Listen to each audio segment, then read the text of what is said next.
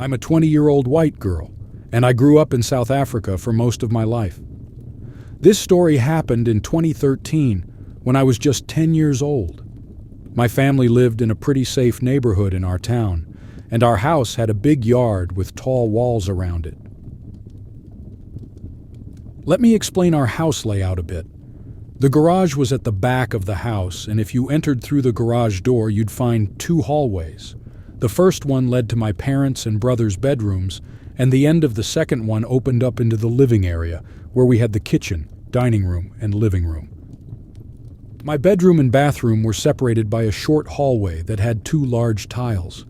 I've always been someone who stays up late at night. On this particular night, I was having a hard time falling asleep. My alarm clock said it was a little past midnight, and everything was dark and quiet, except for the sound of the wind. Then, I heard a clicking sound. I could see through my open bedroom door that the light in my bathroom was on. I wondered, why is my mom in my bathroom so late? We had other bathrooms in the house, so it seemed strange. Should I get up and ask her? Just as I was thinking that, I felt a shiver down my spine, and my whole body got covered in goosebumps. I was almost sure I heard a voice in my head telling me to go back to sleep. I knew something was wrong, and the person in my bathroom wasn't my parents. But I tried to push that thought away and think logically. If it was my mom, I didn't want her to find me awake because she might scold me. So, I decided to pretend to be asleep. It felt like everything was moving in slow motion. My eyes were almost closed when I heard a slight thud, and I saw the shadow of a man entering my bedroom. The moment my eyes fully closed, I passed out. When I woke up the next morning, my parents told me that someone named Bergwurst had broken into our house. They used a ladder to get over the walls and came in through the garage door. They went down the second hallway, took a bottle of wine, my mom's purse, and my dad's new sports shoes from the kitchen. There were signs that they tried to steal the TV but couldn't. I rushed to my bathroom, and the lights were still on. Someone had used the toilet and didn't flush. That's when I realized the thud I heard might have been the toilet paper falling on the ground. I told my parents everything, and they were really thankful that nothing happened to me. A few days later, they found some of our biggest kitchen knives in the yard. I still don't understand how I fell asleep so quickly that night, especially since I was full of adrenaline and wide awake just moments before. I had only wanted to pretend to be asleep. I believe that guardian angels were watching over me that night. After that scary incident, my family made sure to install a lot of security measures in every house we lived in, and I'm really glad we did.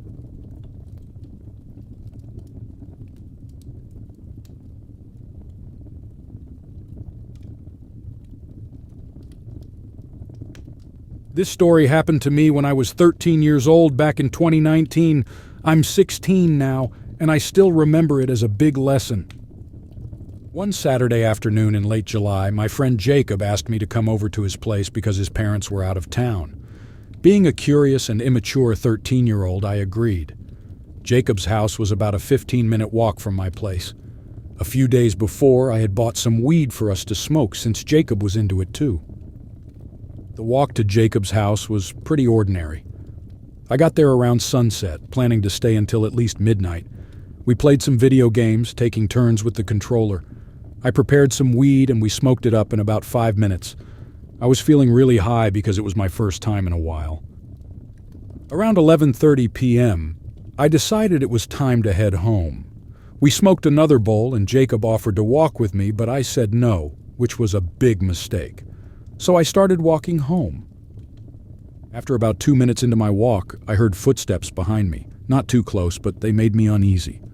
I turned around and saw a tall guy with long, greasy hair and glasses standing under a streetlight about a football field's length away. I felt creeped out, so I turned back and kept walking. The footsteps kept coming, but I tried to ignore them. 3 more minutes passed, and suddenly the footsteps turned into a sprint. I thought, "Oh no!"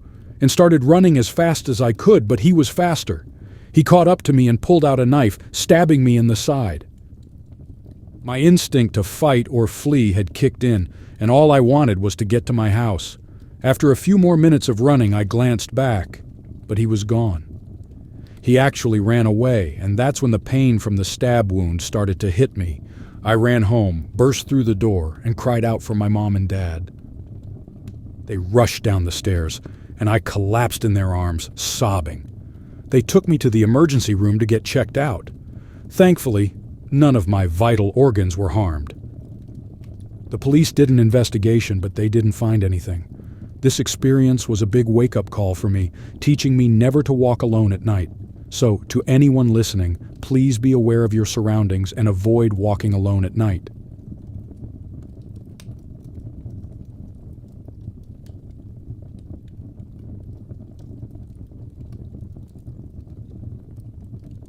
I'm Lauren, and this story takes place when I was 19 years old, living in Australia. I always wondered if those scary stories I heard were real or just made up. Well, this one happened to me. In Melbourne, there was this club where metal music lovers hung out on Friday nights. I used to go there, but I wasn't much of a drinker. I went mostly to socialize. At that club, I met 3 of my closest friends. Nothing bad had happened there, except for one time when a guy kept bothering me, trying to get my attention. It was weird, but nothing too serious. Then came the night when I was waiting for the bus to the train station at 2 a.m. It was in the city, and there were a few people around, but most of them seemed pretty drunk. I'm a naturally paranoid person, always worried about getting attacked or kidnapped, so this situation made me nervous. I sat down on the ground and ate some vegan protein balls. Yes, I was vegan at the time. As I sat there, I noticed a guy approaching me from the left. He walked in a strange way, like he was on drugs. My heart started racing, and I silently begged, "Please don't talk to me, please don't talk to me." He stopped near me, and I feared the worst.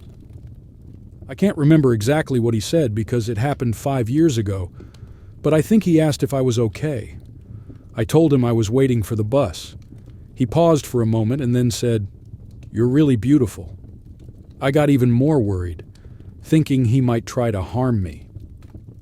I didn't want to upset this guy who was clearly on drugs, so I just said, "Thanks."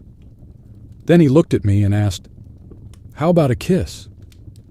There was no way I was agreeing to that, so I said, "No thanks." I hoped he would just leave, and I was relieved when he turned around and walked away. He looked angry, but I was grateful he went away and stayed away. I know it could have been worse, but this is the scariest encounter I've ever had with a stranger. I'm lucky nothing worse happened that night. The bus never showed up, but I realized trams came by every 10 minutes and could take me to the train station. One more thing to mention, I was fully dressed that night. If anyone thinks this kind of thing only happens to women who dress provocatively, they're mistaken. From that night on, whenever I planned to attend an evening event, I made sure I had a safe way to get home without waiting alone at night.